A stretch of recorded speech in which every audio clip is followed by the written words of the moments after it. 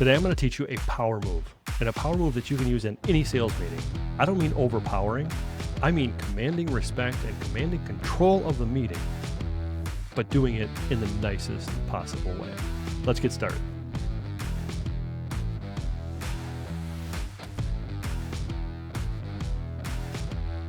So in 2026, you can't use a script. You really can. If you are, you got to stop, okay? There's a power move that's available to you that you don't even realize how powerful it is. And we're going to get to it in just a second. But here's the thing. When you think about anybody that calls you, or anytime you're having a conversation and you're doing some talking and you're trying to convince somebody that they should buy something, or trying to influence them, or trying to pressure them, that's when this should signal something in the back of your head. And somewhere in your head, you should say, I'm doing this wrong. And this tool should be used as frequently as possible, especially in a phase of time where you're having a conversation about their problems. So if you're learning about something that they're doing, they're having struggles with, and they want to tell you a little bit about it, there's going to be a point in time where they're going to stop talking. And when they stop talking, the natural thing for all of us to do is what? To start talking, right? You start asking the next question. You start going back into all these different things that you need to cover. And I know I've talked about this before. You've got to ask a lot of questions. That doesn't mean you trample all over them, okay? So the power move that I'm talking about today is silence. And it's something that a lot of people forget. Silence has more power than anybody realizes. And you'll see this in times of good conversations where somebody is having a hard time. If you ever watch somebody that's having just a conversation with a friend, and the friend is telling them about their issue, their problem they're having, and they're just wanting to talk it out. And then the other person just goes like this, and that's it. Doesn't say anything else and just listens. It's extremely powerful. And it should be the same way in sales. The salespeople that kind of start talking too soon, that is where a lot of times I feel like a lot of salespeople lose the sale, because the person on the other end who's talking isn't able to get out everything they should be able to get out. Yes, they're answering your questions, but they're keeping it short. They're keeping it guarded. And it's a really simple step for you to just go, right? And listen some more and let them talk some more. What I think a lot of salespeople struggle with is that silence becomes deafening, and it becomes somebody's got to say something. And there's this feeling inside that wells up that we have to say something in order to keep this thing moving along. And I got to tell you, some of my best sales experiences has been when I watched somebody or myself literally said nothing and let the person resume talking. So let me give you a quick example. I was in a meeting one time, and the individual I was speaking with said they had a problem with solving a problem, right? They were just trying to work through their stuff. And they were going through it, and they were talking about it, and I could tell they were a little bit emotional about it. And I was just trying to be a little nurturing and let them talk and saying, okay, tell me a little bit more about that, right? But then they stopped and they seized up, and it became really quiet. And I wanted to say something, and I just, kind of by accident, but kind of by a little bit of habit over time, it just said, and they resumed their story. I feel like they were guarding themselves from saying too much. And when I said that one little word, it opened that door up for them to talk some more about it. And what I found out was the amount of money that was costing that person every day was hurting them personally. And I felt bad for them. I really did. And so there were some things that I could suggest if I wanted to say, hey, if you just did some of these little things, you could do, that'll stop some of this. But I also wanted to make sure that we worked through all of the problems that they were having besides just that one piece. That's a big piece. But there were other things that were going on. There were people issues. There were other things that had to get fixed. And so just having that conversation and just telling them to fix this wasn't going to fix the overall problem. And so I needed them to go through all of the issues that were related to it so that we could get to the end of it.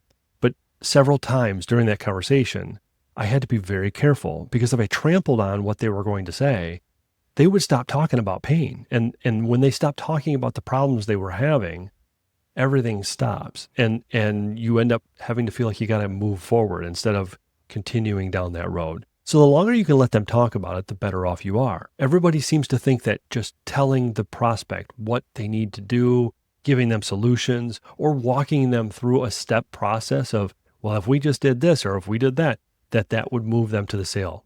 And I got to tell you, that doesn't always work that way. In fact, more times than not, and a lot of studies have shown that if you talk and try to push, what happens? They pull back and they pull away. And even if you're trying to do it in a helpful way, it comes across as a little bit of a push on your end.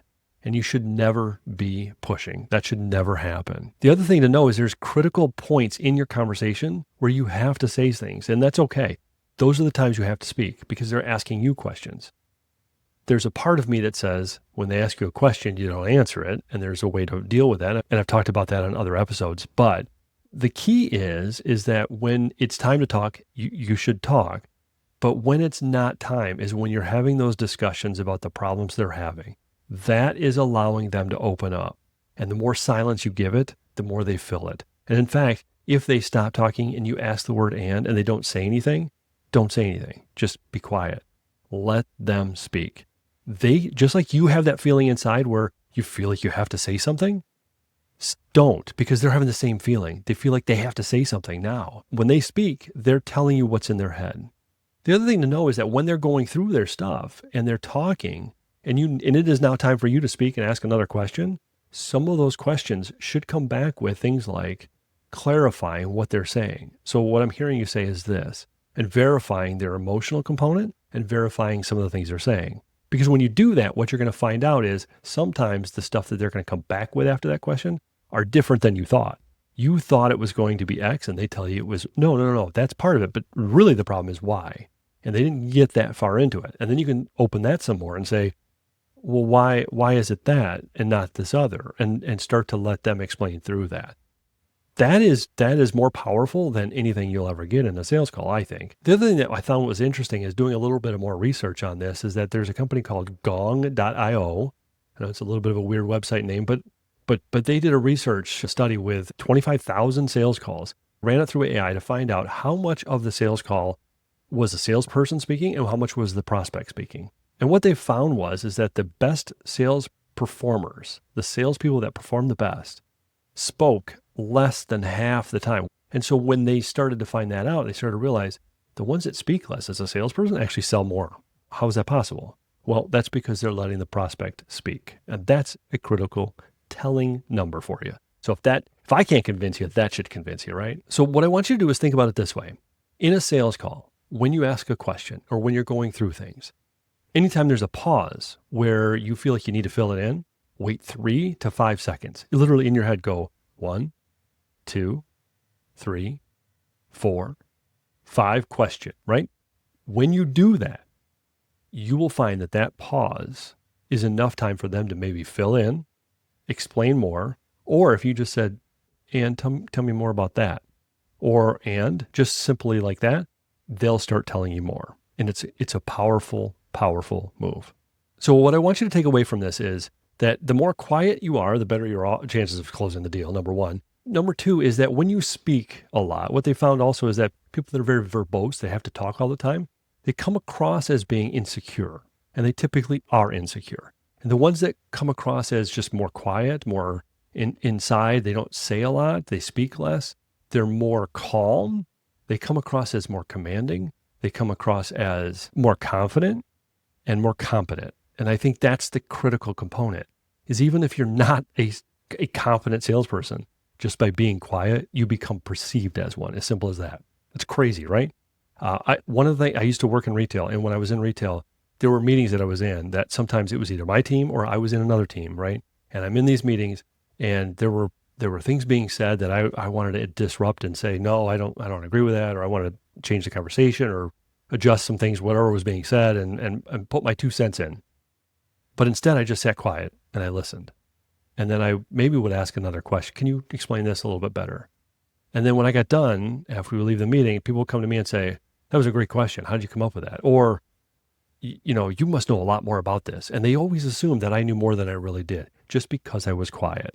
And the same thing goes on in sales. Take that and remember that. If you're speaking during a sales call and you are thinking, boy, my mouth is moving. Why is my mouth moving? That's what you should do. You should think of it as my mouth is moving way more than theirs is, and I need to stop. And so when you come to that point, you fully can disrupt yourself and say, I am so sorry. I was in the middle of actually talking here, but I just realized I didn't learn enough about what you were dealing with, or I didn't, let me go back to this question and just disrupt yourself. That's okay. They're going to think, okay, well, that's good because they're focused back on them and they're going to be happy with that. So by doing that, you become a more trusted advisor because you're listening and you're applying what they've told you in your estimates, proposals, and you're coming back together and saying, this is what we're doing, this is what we're working towards. You're going to come across as you've got it together. You understand their concept and you understand their feelings, all of that. That's the piece you got to walk away with. Be quiet when it's time. When it's time to talk, you'll know it. They'll ask you questions. And what I've shared with in other episodes is like, when they ask you a question, sometimes you don't want to answer that question because it doesn't make sense or you're not sure what question they're really asking. I had somebody ask me one time, well, how much is this? Or why does that work? What would you do with this? I would ask a question back. In fact, let me give you an example. They said, what would you do in this situation? And I'm like, I could answer that question, right? Like they gave me the situation. I could have given that answer. But the reality is if I said, well, in that situation, wait a second. So there must be a reason you're asking me that. Why? Tell me a little bit more about what you're looking, what do you mean? And they will tell you, well, I'm having this problem. I've tried this. I've tried this.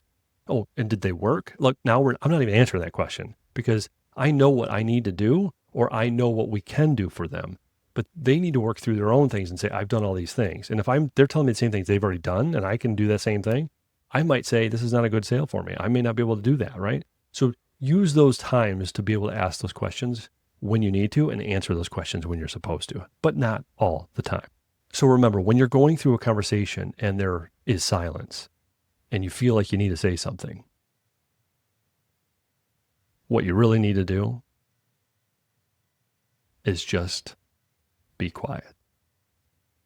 Because in the end, you're going to be a better salesperson. If you found this episode to be helpful, share it with somebody who you think might need help. But if you found it helpful, make sure you like and subscribe because there's going to be more content just like this. Remember, slow down and close more.